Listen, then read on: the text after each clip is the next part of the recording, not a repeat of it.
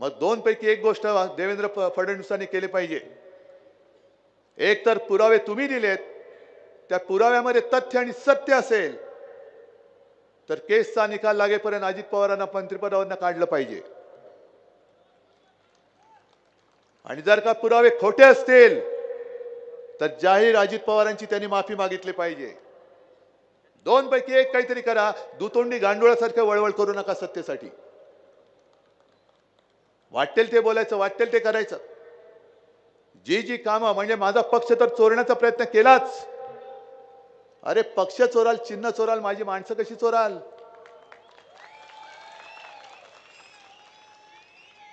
बरं अनेक सभेत मी बोलतोय, मी आज सुद्धा सांगतोय आणि सांगण्याची तशी आवश्यकता नाही। आमची घराण्याची परंपरा आम्ही घेऊन पुढे चाललेलो आहे। ठाकरे आमची घराण्याची परंपरा आहे आणि मी अभिमानाने माझ्या वडिलांचं नाव घेतो। अरे त्यांना त्यांच्या वडिलांच्या नावाची लाज वाटते तर माझ्या वडिलांचं नाव कशाला लावता? माझ्या वडिलांना लाज वाटेल काय? हे कार्ट बाळासाहेबांना लाज वाटत असेल की हे गद्दार माझं कार्ट?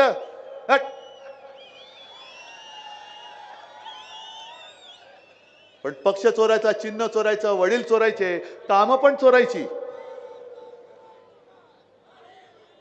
म्हणजे मुंबईमध्ये जर का तुम्ही येऊन बघाल तर आपण होर्डिंग लावलेली आहेत।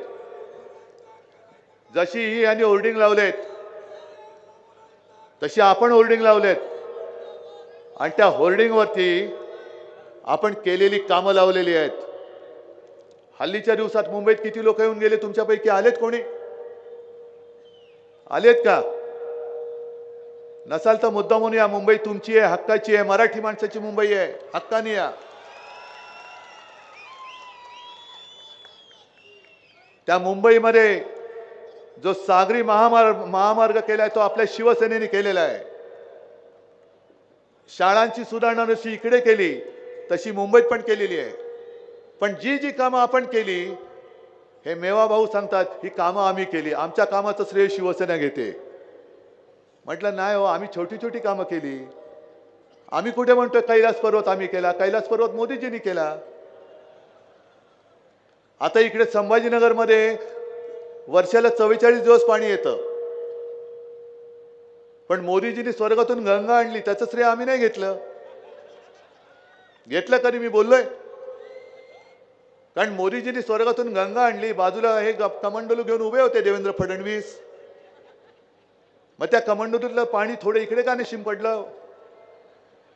बरं वर्षातनं 44 दिवस जे काही पाणी येतं ते 44 दिवस पाणी हिंदूंच्या घरात किती दिवस येतं आणि मुसलमानांच्या घरात किती दिवस येतं? आहे काय फरक त्याच्यात? मग कशाला आग लावता आमच्यामध्ये? कारण आग लावली तर पाणी पण नाहीये आग विझवायला, मग कशाला आग लावताय?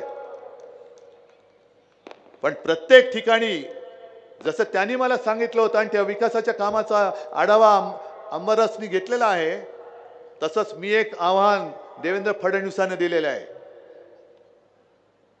आता गेल्या 2-3 वर्षात लोकसभा असो, विधानसभा असो आणि महापालिका असो, नगर परिषद असो, मला एक निवडणूक अशी दाखवा की त्या निवडणुकीमध्ये यांनी केलेली कामं सांगितलेत का नुसतं हिंदू मुसलमान वाद लावलेला आहे। आणि एक भाषण असं दाखवा की हिंदू मुसलमान वाद न लावता त्यांनी केलंय, मी त्याने 1 लाख रुपये द्यायला तयार आहे। मी 1 लाख रुपये देतो। कामं काय केली सांगा ना। 2014 पासून तुम्ही इकडे बसलेला आहात, दिल्लीत बसलायत। 14 पासून महाराष्ट्रामध्ये मधली 2.5 वर्ष माझी सोडली तर तुमचीच आहेत सगळी। महापालिका पण तुमच्याकडे, राज्य सरकार तुमच्याकडे, केंद्र सरकार तुमच्याकडे। तरी देखील प्रत्येक वेळेला निवडणुकीमध्ये मुंबईमध्ये बांगलादेशी घुसलेत, महाराष्ट्रामध्ये बांगलादेशी घुसलेत। अहो हे अपयश तुमचं आहे, आमचं नाहीये।